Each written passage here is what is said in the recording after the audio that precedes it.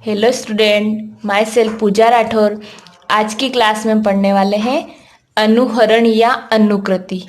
So let's start now. सबसे पहले हम देखते हैं अनुहरण या अनुकृति से आप क्या समझते हैं। अनुकृति के विभिन्न प्रकारों का वर्णन कीजिए। तो देखते हैं अपन इसका आंसर। सबसे पहले मिमिक्री। अनुहरण को इंग्लिश में क्या बोलते हैं? मिमिक्री। अनुकृति वह क्रिया है जिसमें कोई जंतु किसी अन्य जंतु, पादप अथवा प्राकृतिक परंतु रंग के अनुसार अपने रूप को बदल लेता है। क्या होता है? अनुक्रिया वह क्रिया होती है जिसमें क्या होता है, कोई भी जंतु किसी अन्य पादप अथवा प्राकृतिक वस्तु के अनुसार अपने रंग को बदल लेता है, जिससे क्या होता है, वह शत्रु से अपनी रक्षा कर लेता है। क्या होता है कि जो एनिमी होता है उससे उसका प्रोटेक्शन हो जाता है। अब देखिएगा, अनुकृति निम्न 3 प्रकार की हो सकती है। जो अनुकृति अनुहरण होता है ना, वो 3 प्रकार का होता है। तो फर्स्ट टाइप से अपन देखते हैं। देखिएगा, प्रोटेक्टिव मिमिक्री। प्रोटेक्टिव मिमिक्री क्या होती है? इसमें क्या होता है कि जो इसके अनुसार क्या होता है, इसके अनुसार जंतु भक्षक को, प्रीडेटर से अपना बचाव करते हैं। जो जंतु भक्षक होते हैं ना, एनिमल को जो मतलब प्रीडेटर होते हैं, उनसे क्या करते हैं, अपना बचाव करते हैं। जैसे सफेद केकड़ा।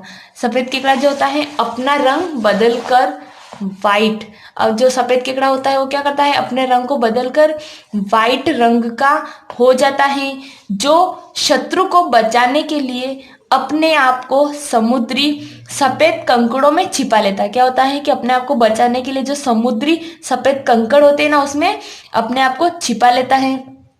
फिर क्या होता है, इसी प्रकार से स्टिक कीट के शरीर का रंग, कलर पेड़ों की शाखाओं जैसा हो जाता है। क्या होता है, जो स्टिक कीट होता है ना, क्या होता है, जो सफेद केकड़ा होता है वो शत्रु से बचाने के लिए अपने आप को समुद्री सफेद कंकड़ों में क्या करता है, छुपा लेता है।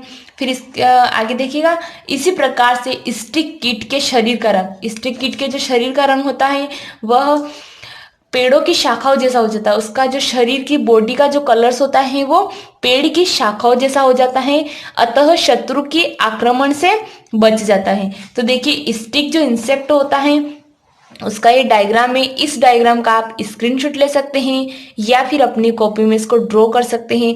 जो ये दिखाया जा रहा है ये है stick insect, elongated body and twig like colour. Okay, तो इसमें क्या होता है, सबसे पहले देखिएगा, इसमें जो इसके एंटीना पाए जाते हैं, इसमें 2 कंपाउंड आई होती हैं। ये यहाँ पे इसका हेड पाया जाता है, यहाँ पे इसका प्रोथोरेक्स पाया जाता है, ये वाला पार्ट, ये वाला।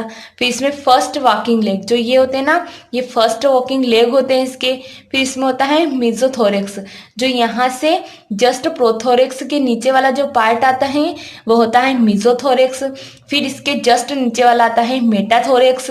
फिर सेकेंड वॉकिंग लेग, जो सेकेंड वाले होते हैं वो सेकेंड वॉकिंग लेग होते हैं। फिर इसमें थर्ड वॉकिंग लेग होता है, और जो लास्ट पार्ट जो आता है वो होता है एब्डोमेन। ओके, इसके बाद आगे आता है, नेक्स्ट देखिएगा, इसमें आता है एग्रेसिव मिमिक्री। एग्रेसिव मिमिक्री क्या होती है? तो देखिएगा, कुछ मांसाहारी मकड़ियों तथा फिशेस अपने को आसपास के वातावरण में छिपा लेती। कुछ मांसाहारी जो मकड़ियां होती है ना, वो तथा फिशेस अपने को आसपास का जो वातावरण होता है, इन्वायरमेंट, उसमें छिपा लेती हैं। मौका मिलते ही अपने शिकार पर आक्रमण करके उनका भक्षण करती हैं। जैसे ही उनको मौका मिलता है तो वो क्या करते हैं, अपने शिकार पर एकदम अटैक करती है, फिर उनका भक्षण करती है, जैसे angler fish etc. Okay, next आता है कॉन्शियस मिमिक्री। कॉन्शियस मिमिक्री क्या होती है?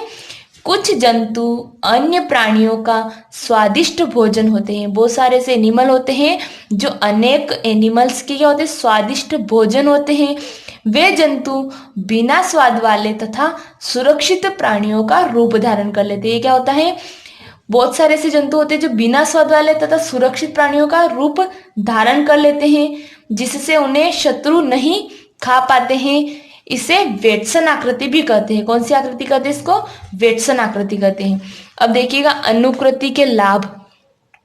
प्राणियों की शत्रुओं से रक्षा, जीवित रहने हेतु क्या होता है, अनुकृति के लाभ क्या क्या होते हैं, प्राणियों से शत्रु की रक्षा होती है, जीवित रहने हेतु शक्ति में वृद्धि, प्राकृतिक वर्ण के महत्वपूर्ण कारक, जीवित रहने का उत्तम साधन। ओके, इसके बाद अपने आती है नेक्स्ट वाली यूनिट, यूनिट 5th, और यूनिट 5th का चैप्टर का नाम है fossils formation and their age determination. ये यूनिट 5 है और अपन इसका फर्स्ट क्वेश्चन देखते हैं।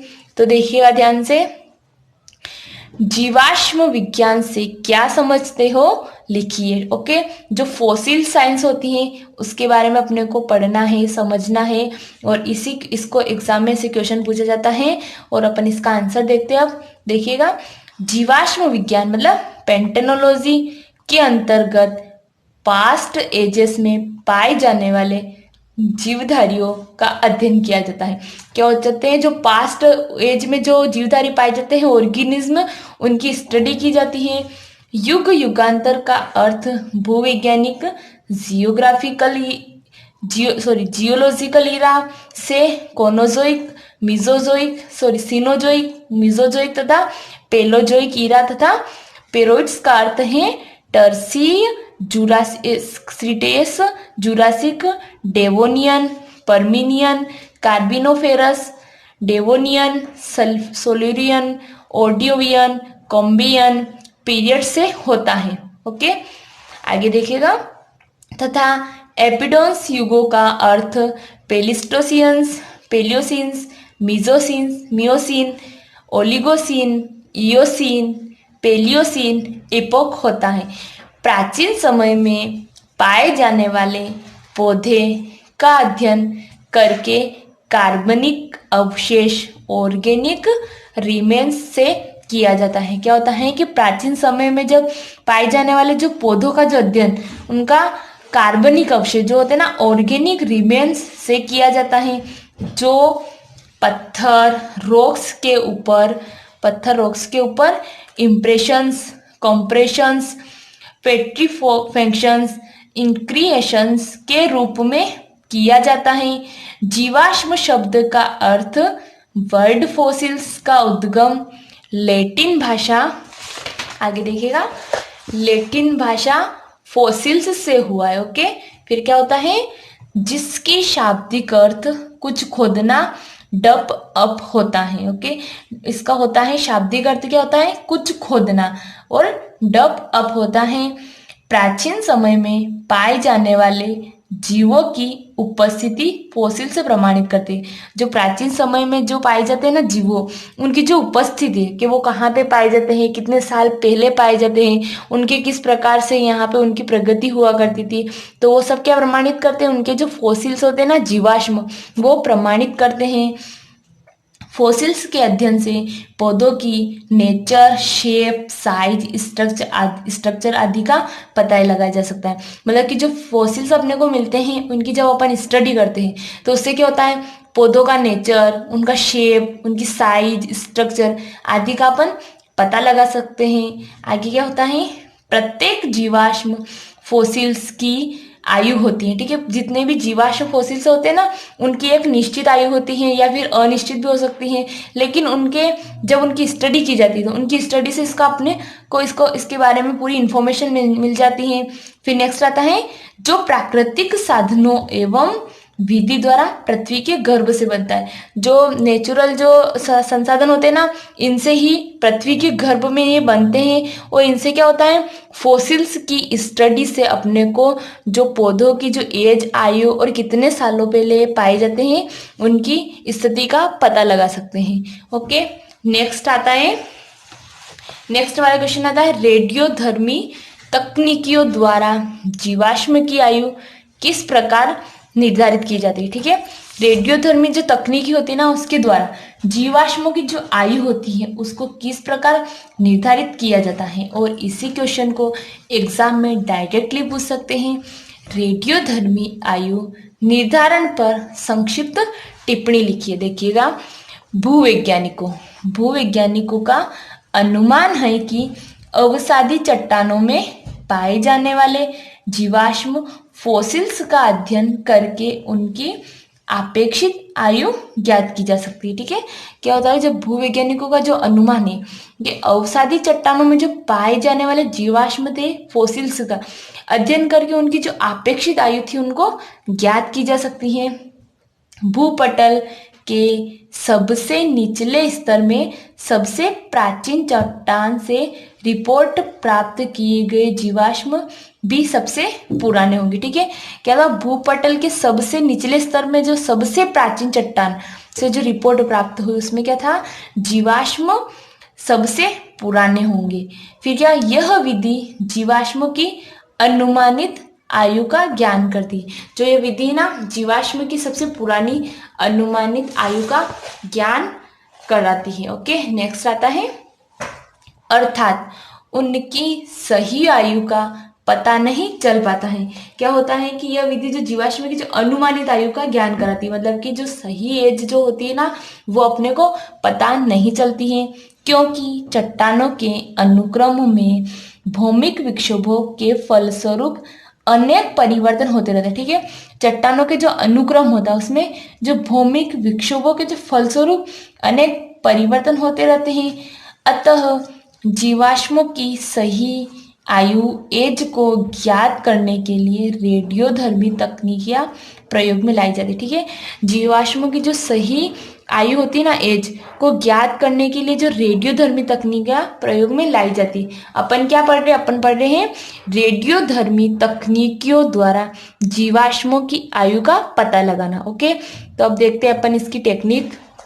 देखिएगा, age determination by radioactive techniques क्या होती है, देखिएगा, इस विधि द्वारा चट्टानों में से प्राप्त विभिन्न प्रकार के जीवाश्म, ठीक है, इसमें क्या होता है, जो चट्टानों से जो विभिन्न प्रकार के जीवाश्म प्राप्त होते हैं की आयु का सही पता लगाया जाता है। रेडियो एक्टिव एलिमेंट के परमाणु में न्यूक्लियस होते हैं। जो रेडियो एक्टिव एलिमेंट होते हैं तो उसमें क्या होते हैं, परमाणु में न्यूक्लियस होते हैं जो स्थायी मापीय दर स्टेडी मिजरेबल रेट्स जो होती है ना द्वारा विघटित होते हैं और अंत में अनेक एलिमेंट्स में परिवर्तित हो जाते हैं। कि क्या होता है कि जो मेजरेबल रेट्स जो होती है ना उसके द्वारा तो उसको विघटित होते हैं, फिर उसके बाद में क्या होता है कि जो एलिमेंट होते हैं उसमें परिवर्तित हो जाते हैं। यह रेडियो एक्टिव क्लॉक मेथड कहलाती है और ये जो संपूर्ण जो विधि आती है यह कहलाती है radio active clock method. Okay, फिर आता है नेक्स्ट, आधुनिक युग में निम्न रेडियोधर्मी विधियां प्रयोग में लाई जाती हैं। फर्स्ट आता है uranium lead method. Uranium lead method क्या होती है, वैज्ञानिकों जो होते हैं ना, वैज्ञानिकों ने अपनी खोजों के आधार पर पता लगाया कि एग्नियस रॉक्स में एग्नियस जो ये रॉक्स होती है ना में लेड 206 एक स्थायी आइसोटोप के रूप में मिलता है। इसका निर्माण रेडियो एक्टिव यूरेनियम 238 के विघटन से होता है। ठीक है, ये जो लेड होता है 206 और इसका जो विघटन स्थायी आइसोटोप होता है ना ये तो मिलता है, वो इसका जो निर्माण होता है वो कैसे होता है 238, फिर उसका निर्माण होने के बाद इसका जो विघटन 238 के विघटन से होता है। यह क्रिया बहुत धीमी गति से होती है। जो ये जो प्रोसेस होती है ना बहुत स्लो होती है, जिस पर क्या होता है स्लो गति से होती है। उसके बाद क्या होता है, जिस पर तापमान दबाव व रासायनिक क्रियाओं का कोई प्रभाव नहीं पड़ता है। फिर क्या होता है, जो तापमान का जो दबाव होता है, प्रेशर होता है, वो जो केमिकल रिएक्शन होती है उसका इस पर कोई इफेक्ट नहीं पड़ता है। वैज्ञानिकों का अनुमान है कि यूरेनियम की कुल मात्रा विघटित होकर आधी रह जाती है। बहुत सारे जो साइंटिस्ट है ना उनका अनुमान है क्या है कि यूरेनियम की जो कुल मात्रा विघटित होकर क्या हो जाती है, आधी रह जाती है, जिसमें 45 अरब वर्ष लग जाते हैं। कितने वर्ष लग जाते हैं, जब विघटित होकर आधी होती है तो क्या होता है इसमें 45 अरब वर्ष लग जाते हैं और यह टाइम हाफ टाइम कहलाता है। और ये जो टाइम होता है क्या कहलाता है, हाफ टाइम कहलाता है। इस प्रकार किसी चट्टान में यूरेनियम तथा लेड की शुद्ध मात्रा ज्ञात कर चट्टान की वास्तविक आयु का अनुमान लगाया जा सकता है। ठीक है, इस पर क्या होता है, जो चट्टान की जो यूरेनियम तथा लेड की जो शुद्ध मात्रा होती है उसको ज्ञात कर चट्टान की जो वास्तविक आयु होती है उसका अनुमान लगाया जा सकता है। आगे क्या होता है नेक्स्ट वाला, radio active carbon method. Radio active carbon method क्या होती है, भूवैज्ञानिक भूवैज्ञानिक का कथन है कि रेडियो एक्टिव जो होती है ना C14 लगभग 5568, ओके, क्या होता है 5568 वर्षों के बाद क्षय होकर केवल आधा रह जाता है। क्या रह जाता है, C14। फिर क्या होता है, अतः किसी जीवाश्म फोसिल में C14 की मात्रा ज्ञात करके उसकी आयु एज का अनुमान लगाया जा सकता है। ठीक है, किस प्रकार से फोसिल्स के मात्रा ज्ञात करके उसकी अपन आयु का पता लगाया जा सकता है, अनुमान किया जा सकता है। ठीक है, इस विधि द्वारा 25,000 वर्षों के प्राचीन जीवाश्म की आयु की ज्ञात की जा सकती है। इस विधि द्वारा मतलब जो 25,000 वर्षों से प्राचीन जो पुराने जीवाश्म होते हैं उनकी आयु अपन ज्ञात कर सकते हैं। ठीक है, फिर नेक्स्ट आता है पोटेशियम आर्गन मेथड। अब पोटेशियम आर्गन मेथड क्या होती है, यह नई विधि है जो कुछ समय पूर्व विकसित हुई।